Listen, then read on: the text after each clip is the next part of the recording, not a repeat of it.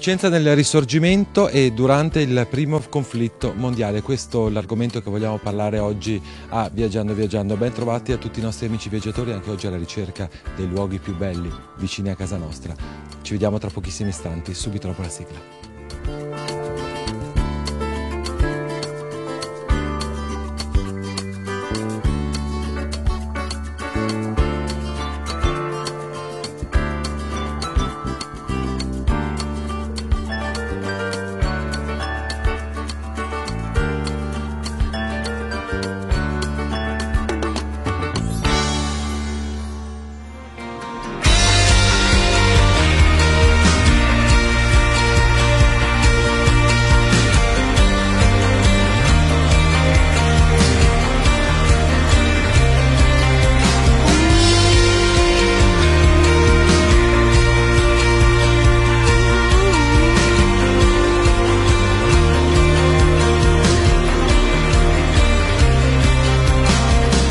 Abbiamo detto prima della sigla, oggi vogliamo parlare di Vicenza nel Risorgimento e nella Grande Guerra. Ho il piacere di ritrovare a distanza di qualche anno Mauro Passerin, conservatore del Museo del Risorgimento, che ha sede proprio a pochi minuti dal luogo dove ci troviamo. Siamo Piazzale della Vittoria, un luogo innanzitutto che ha una panoramica su tutta la città meravigliosa, ma un luogo che ha un significato molto particolare.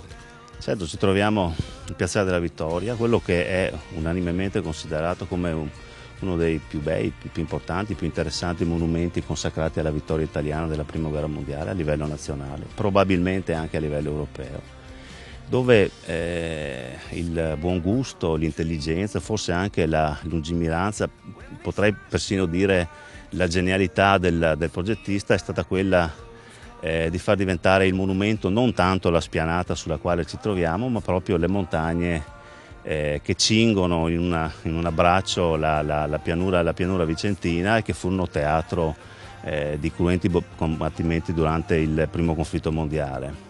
L'intelligenza dico perché l'idea del progettista è stata poi naturalmente accettata dall'amministrazione comunale del tempo, è stata quella di presentare il monumento non tanto appunto nella spianata dove ci troviamo, ma proprio nelle montagne che furono appunto il teatro probabilmente della più importante battaglia che mai si sia combattuta sulla fronte italiana. E quindi è un monumento, dicevo, consacrato alla vittoria, che è stato progettato subito, alcuni mesi dopo il primo conflitto mondiale. Il progetto è interamente dell'amministrazione comunale. Il progettista è l'ingegnere capo del settore lavori pubblici di allora, il marchese Dondi dell'Orologio, che ha voluto che il piazzale non contenesse assolutamente nulla e che la prospettiva delle montagne fosse il vero e proprio monumento. I lavori furono enormi, furono sbancati oltre 120.000 metri cubi di roccia. Ricordo che qui la collina proprio arrivava fino a coprire l'intero piazzale, per un costo complessivo di 450.000 lire.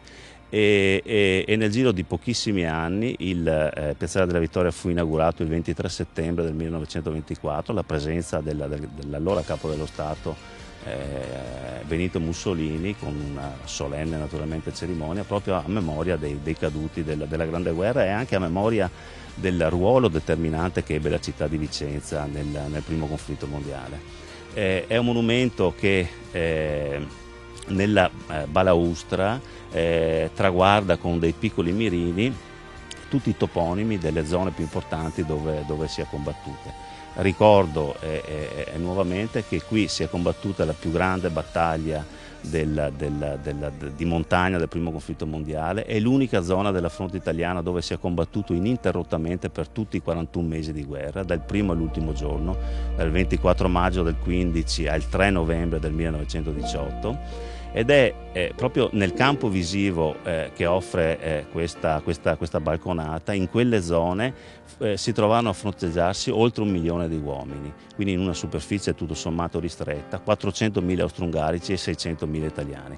Questo è uno dei significati, uno dei motivi più sorprendenti e interessanti, pur nella tragedia di quel conflitto, che fanno sì che la provincia di Vicenza abbia anche, ripeto, nella tragedia di quel conflitto una sorta di primato. Questo è un piazzale che prima di diventare piazzale era frequentato dai vicentini durante il conflitto. Nella loro passeggiata venivano, durante l'imbronire, durante le serate di battaglia, ad assistere ai bagliori e a sentire, perché fisicamente allora arrivavano fino a qua, gli echi dei combattimenti in altopiano di Asiago e in modo particolare sul Pasubio.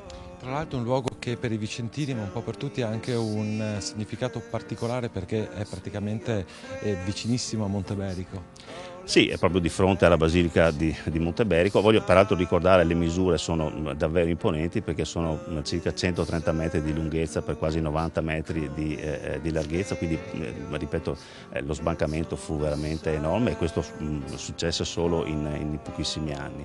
Ed è appunto antistante alla Basilica di Monteberico, il luogo del culto vicentino, il luogo sacro, uno peraltro dei templi mariani più visitati in Italia.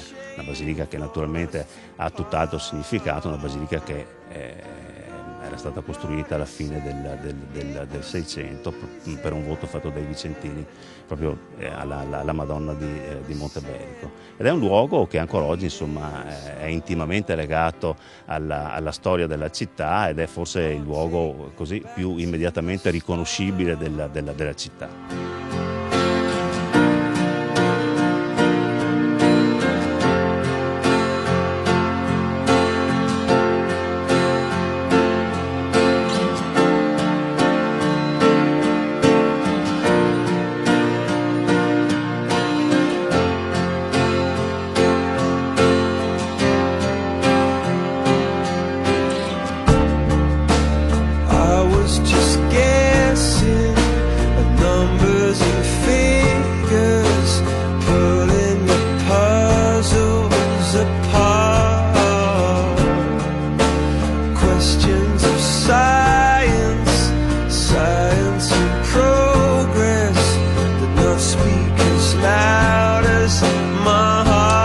Dottor Passeri, abbiamo lasciato Piazzale della Vittoria, ci siamo spostati, possiamo dire, di pochissimi metri, un centinaia di metri. Dove ci troviamo in questo istante? Vogliamo spiegarlo ai nostri telespettatori? Ci troviamo nel piazzale antistante del Museo del Risorgimento della Resistenza di Vicenza. Un museo molto importante, sottolineo questa cosa. Sì, è considerato uno dei più importanti d'Italia, non solo per la bellezza del luogo e del manufatto che ospita le raccolte, ma proprio per l'importanza sia qualitativa che quantitativa delle raccolte. Piazzale antistante del museo che ospita questi bellissimi 5 pezzi di artiglieria che facevano bella mostra di loro proprio nel piazzale della Vittoria e che dopo gli interventi di recupero e di restauro del museo negli anni 70 sono stati definitivamente collocati in questa sede.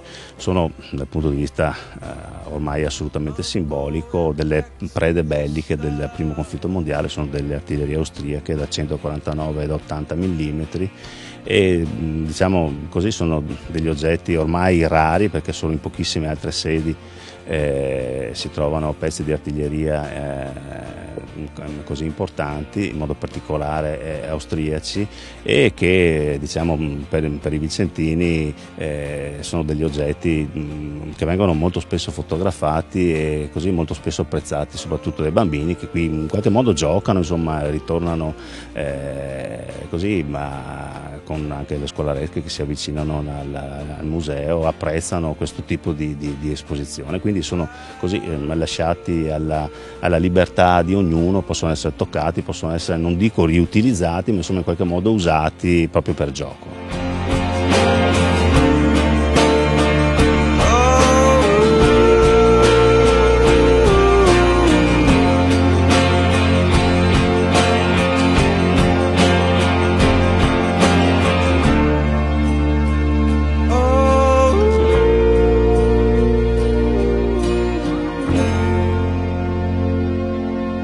All'interno del museo, a dire la verità noi ci eravamo già stati qualche anno fa e noto già che c'è stato un bel lavoro di ripristino e di restauro anche all'interno di questo museo, tra l'altro mi diceva proprio concluso da pochi mesi.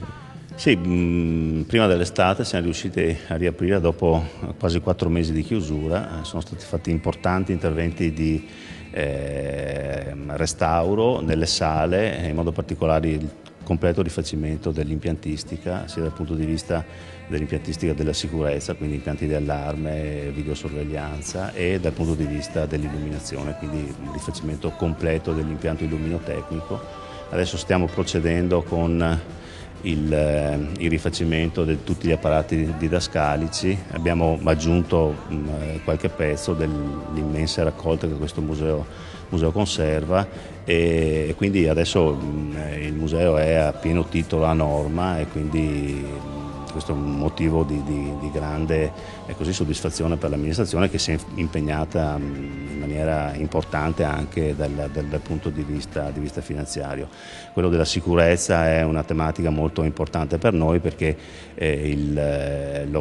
circa il 70% del pubblico dei visitatori è composto da scolaresche, e quindi da studenti che vengono qui in modo particolare per usufruire delle nostre proposte didattiche, che via via con il passare degli anni si stanno sempre più arricchendo di nuove proposte. Ma che il tipo di collezioni offrite alle persone che scelgono questa come il meta per una gita fuori porta oppure per una visita? Allora, diciamo, la tipologia delle collezioni è vastissima. Le raccolte più importanti riguardano appunto il Risorgimento, in modo particolare il Risorgimento vicentino e veneto, con riferimenti particolari alla città di Venezia, all'episodica risorgimentale di Venezia del 48-49.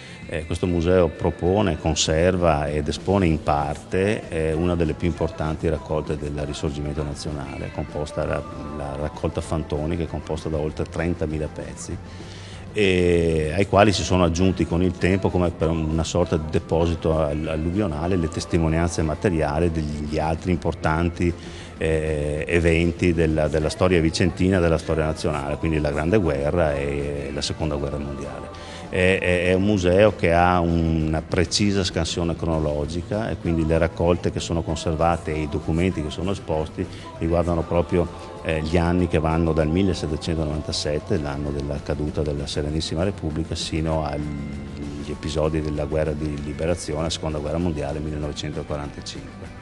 Tra poco entreremo alla scoperta di queste bellissime collezioni, però per ora è arrivato il momento della prima interruzione pubblicitaria. Ci vediamo tra pochissimi istanti, sempre qui da Vicenza.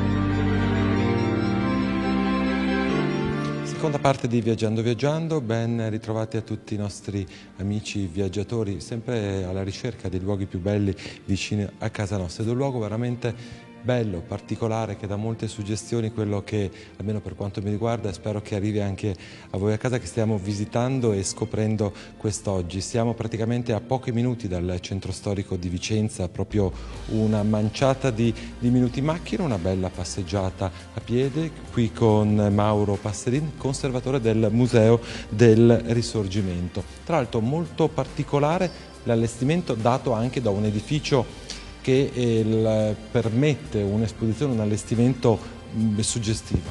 Sì, questo è un edificio che ha una storia molto più lunga dell'allestimento museale. È un edificio che ha un pregio architettonico particolare, perché è una costruzione di fine Settecento. Tra l'altro il progettista fu quel Selva, progettista della Fenice di Venezia.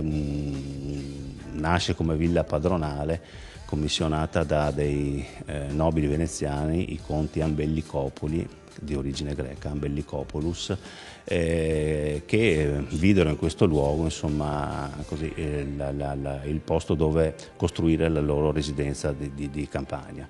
Ambellicopoli, che peraltro è ancora oggi il toponimo del colle che sovrasta il museo.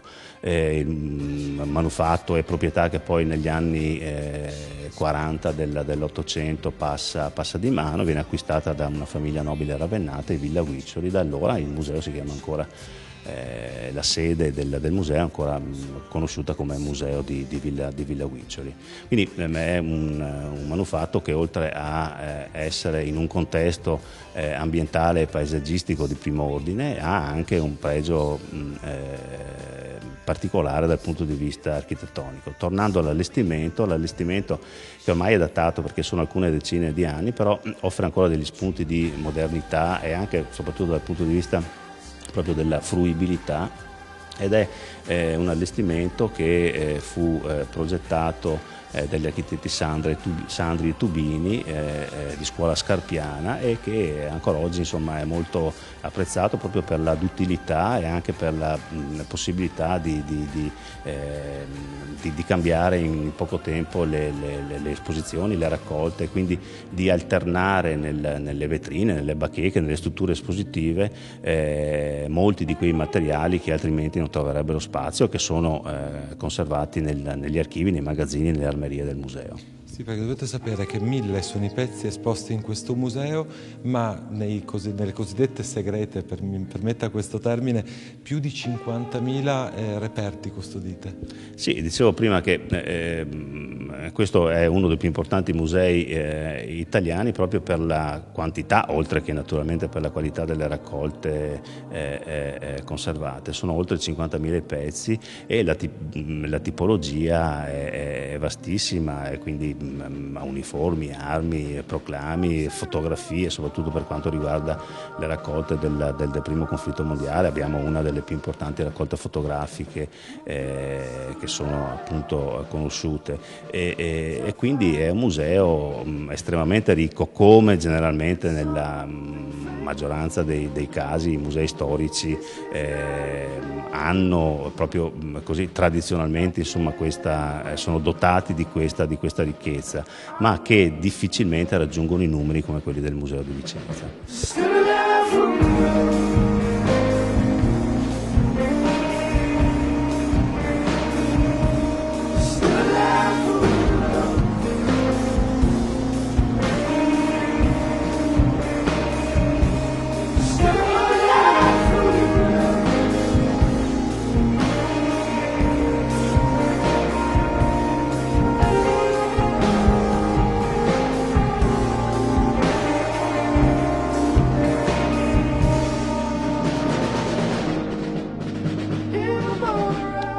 Siamo in un'altra sala e qui sicuramente spicca tutto un settore dedicato a Garibaldi, che mi diceva che è veramente con dei cimeli molto importanti. Sì, il museo custodisce ed espone solo in parte, purtroppo, per i motivi che dicevo prima, che sono naturalmente legati allo spazio espositivo, e conserva una delle più importanti raccolte di cimeli garibaldini, che è tanto più importante perché sono quasi tutti cimeli che appartenevano proprio all'eroe dei due mondi, che sono arrivati al Museo del Risorgimento attraverso un rapporto molto stretto che Garibaldi aveva con un garibaldino vicentino, Domenico Cariolato, che oltre a essere un suo sottoposto divenne, nella lunga militanza garibaldina, un vero e proprio amico. Garibaldi lo considerava non uno dei 1000 ma uno dei 10, lo scrive più volte nella fitta. Noi conserviamo moltissime lettere con scambi di idee, di opinioni tra Garibaldi e Cariolato, e quindi un amico fraterno,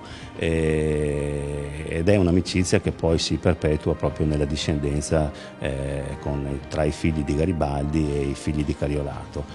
Molti di questi oggetti in effetti sono autenticati dai figli Ricciotti e Menotti, i primigeniti di Garibaldi, e sono stati poi acquistati in questo caso dall'amministrazione comunale negli anni 70 per essere appunto conservati al Museo del Risorgimento. È una raccolta straordinaria, sono proprio oggetti personali. Qui vediamo ad esempio il bastone che lui ha confezionato dopo la ferita dell'Aspromonte con legno di ginepro dell'isola di Caprera, dove aveva il suo Buen Retiro, e moltissimi altri oggetti, l'orologio, persino un paio di mutande o di mutandoni che poi volgarmente definiti mutandoni erano un paio di pantaloni da lavoro che lui usava nell'orto dell'isola di Caprera, e tanti altri oggetti veramente di particolare interesse. E questa è una delle raccolte importanti.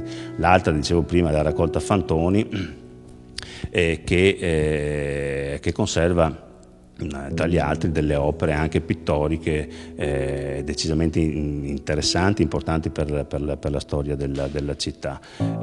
Sono quadri, dipinti, in alcuni casi sculture, che proprio racchiudono la storia l'epopea di una città che nel 1848 vive probabilmente uno dei momenti più alti e nobili della sua storia millenaria.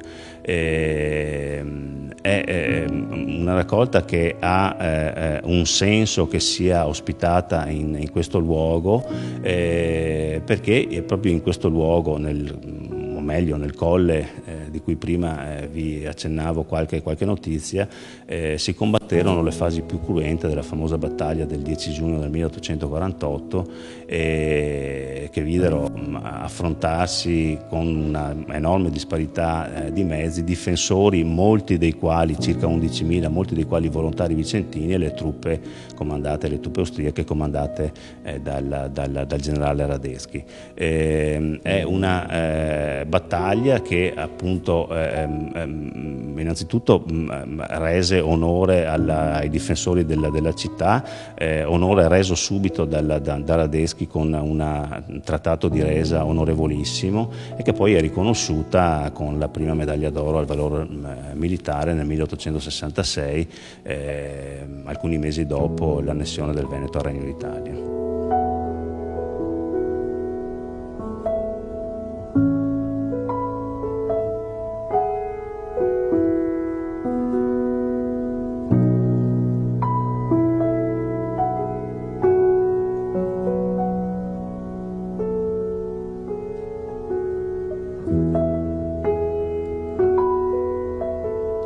Idealmente abbiamo iniziato il nostro viaggio a Piazzale della Vittoria e lo finiamo nella parte del museo dedicato alla Grande Guerra. Sì, il museo conserva tra le altre importanti raccolte del primo conflitto mondiale, in modo particolare le raccolte del generale Peccori Geraldi e del generale Giuseppe Vaccari, che qui hanno voluto lasciare molte testimonianze di quel conflitto, a rafforzare il ruolo di importanza che ha avuto la città di Vicenza proprio nel gioco complesso, talora complesso, delle vicende del primo conflitto mondiale. Ricordo che Vicenza è stata per molti mesi sede del comando della prima armata, e che per Vicenza sono transitati alcuni milioni di uomini che si recavano alla fronte vicentina, in modo particolare sull'altipiano di Asiago. Vicenza è stato quindi un importante centro logistico e di sussistenza per i combattenti alla fronte vicentina. È una raccolta particolarmente interessante, soprattutto dal punto di vista documentario, non tanto per gli oggetti ma quanto per l'enorme quantità di documenti e di fotografie, in modo particolare del conflitto, riguardante precipuamente le zone della montagna vicentina. Però vogliamo dare delle informazioni di servizio ai nostri telespettatori per avere delle informazioni sul museo, gli orari di apertura e come raggiungere questo museo. Sì, il museo è sempre aperto tutti i giorni della settimana, ad esclusione del lunedì. Questo breve periodo da ottobre a gennaio del prossimo anno, in occasione della grande mostra in Basilica Palladiana, il museo osserva un orario ridotto, quindi solo con un'apertura mattutina dalle 9 alle 13. Con il mese di febbraio il museo riapre i battenti e con particolare osservanza alle numerose prenotazioni che già stanno arrivando da parte delle scolaresche. Sì, perché voi lavorate moltissimo con le scolaresche, preparate e proponete anche degli itinerari didattici molto particolari. Sì, negli anni abbiamo sviluppato una proposta didattica che ormai è così riconosciuta in generale dal mondo della scuola, proprio per la bontà anche metodologica da parte degli insegnanti, e quindi anche quest'anno ci accingiamo a proporre dei nuovi itinerari. Grazie ancora, per noi è arrivato il momento dei saluti, voglio ringraziare comunque il Consorzio Turistico Vicenzai che collaborano con noi per la realizzazione di queste puntate per quanto riguarda l'ospitalità, per quanto riguarda l'organizzazione. Voglio ricordare che per avere, se volete, qualsiasi tipo di informazione su Vicenza ma su tutta la provincia, ci sono a vostra disposizione tutti gli uffici IAT nei punti principali appunto di Vicenza ma un po' dell'intera provincia. Grazie ancora, un saluto a tutti i nostri telespettatori, l'appuntamento con noi naturalmente alla settimana prossima, sempre per scoprire i luoghi più belli vicini a casa nostra assieme.